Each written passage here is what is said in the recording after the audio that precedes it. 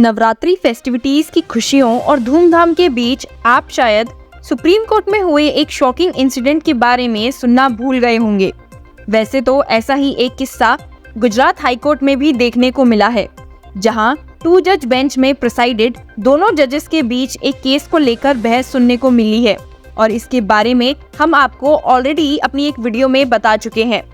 लेकिन supreme court भी ऐसे मामलों में पीछे नहीं है। वहां भी कुछ ऐसा हुआ जिसके बाद सुप्रीम कोर्ट बेंच ने लिटिगेंट्स पर 50,000 की कॉस्ट इम्पोज कर दी। और तो और वो केस को देखकर वो इतने शॉक हो गए कि उन्होंने इसे लीगल प्रोसीजर का अब्यूज कह दिया।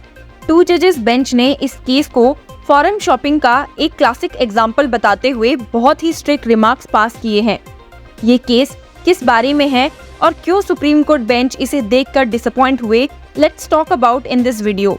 दरअसल ये केस राजस्थान हाई कोर्ट के एक ऑर्डर से as a appeal justices Abhay S Oka and Pankaj Mittal के बेंच के सामने आया था।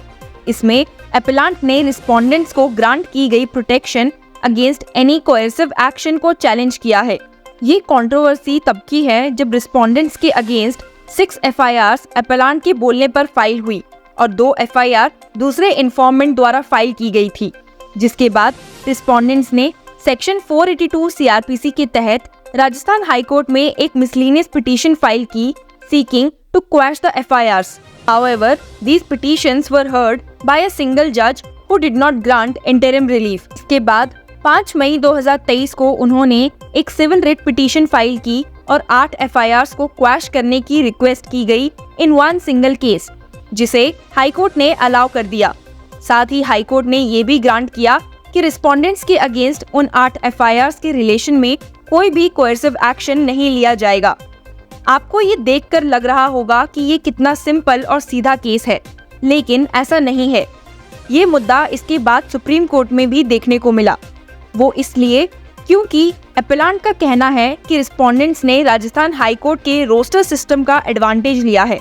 ही claimed that the civil writ petition was filed with the sole purpose of avoiding the roster judge who had not granted them interim relief. It was pointed that they also sought interim relief in the civil writ petition, protecting them from coercive action regarding all 8 FIRs, while the complainants were not even involved in the civil writ petitions. बस फिर क्या था? Supreme court bench accused persons पर जोरों शोरों से बरस पड़ी। कोर्ट ने नोट किया कि सिविल रिट पिटीशन में कंप्लेनेंट्स को इम्प्लीड नहीं किया गया है और साथ ही दोनों सिविल और क्रिमिनल केसेस में सेम एडवोकेट एक्यूज्ड पर्सन को रिप्रेजेंट कर रहा है, जो कि एपेक्स कोर्ट में 2nd to 4th रिस्पोंडेंट थे। कोर्ट ने 2nd to 4th रिस्पोंडेंट्स के एक्शन को a gross abuse of process of law and a classic case of forum hunting कहा। Bench stated, this is a case of gross abuse of process of law. We wonder how a civil writ petition for clubbing a first information reports could be entertained. In the roster notified by the Chief Justice, there is a separate roster for criminal writ petitions. Supreme court ने Rajasthan high court द्वारा FIRs को club करने और respondents को protection grant करने पर भी sharp remarks पास किए। The apex court said the judge ought not to have entertained such a civil petition for clubbings of FIRs when the jurisdiction for such matter is on the criminal side. It said, though a civil writ petition was filed, the learned judge ought to have converted into a criminal writ petition, which could have been placed only before the roster judge taking up criminal writ petitions. Supreme court bench ने Rajasthan high court के 482 CRPC की petition को quash करने के बाद accused की civil writ petition को club all FIRs and grant interim protection from any coercive action को एक शॉकिंग केस बताया और इसे लीगल प्रोसीजर्स का अब्यूज कहा। उन्होंने कहा कि ये सिर्फ लीगल प्रोसेस का अब्यूज रोस्टर सिस्टम को अंडरमाइन ही नहीं करता, बल्कि एस्टैब्लिश्ड जुडिशियल प्रोसीजर्स की इंपॉर्टेंस को भी डिसरिस्पेक्ट करता है। Court observed, this is a case of gross abuse of process of law. We wonder how a civil writ petition for clubbing first information reports could be entertained. In the roster notified by the Chief Justice, there is a separate roster for criminal writ petitions.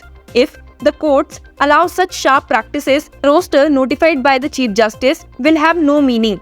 The judges have to follow discipline and ought not to take up any case unless it is specifically assigned by the Chief Justice. Taking up a case not specifically assigned by the Chief Justice is an act of gross impropriety. Though a civil writ petition was filed, the learned judge ought to have converted into a criminal writ petition, which could have been placed only before the roster judge taking up criminal writ petitions. Supreme court bench ने फिर appellant की appeal allow कर दी और 3 accused पर cost impose किया. The court stated, "This is a fit case where the second to fourth respondents must be saddled with cost. We quantify the cost amount at 50,000." Order के साथ court ने clear किया कि ऐसा conduct tolerate नहीं किया जाएगा और सभी पार्टी से कोर्ट के प्रोसीजरल रूल्स और गाइडलाइंस को रिस्पेक्ट करने पर एम्फसाइज किया. जैसा कि आप जानते ही हैं कि केस को दूसरे जजेस के पास पेश करने का सिलसिला काफी पुराना है. कई बार हमने देखा है कि एडवोकेट्स रोस्टर जज के पास ना जाके केस को दूसरे बेंच के सामने प्रेजेंट करने लग जाते हैं. पर इस मामले की बात तो ऐसा लगता है कि सुप्रीम कोर्ट ने ये क्लियर कर दिया है कि जजेस को भी खुद को अब रिफ्रेन करना पड़ेगा from taking up cases not specifically assigned to them by the chief justice of the court, वरना ये एक ग्रॉस इम्प्रॉपर्टी का एक्ट होगा. That is all for this video. Keep following law chakra.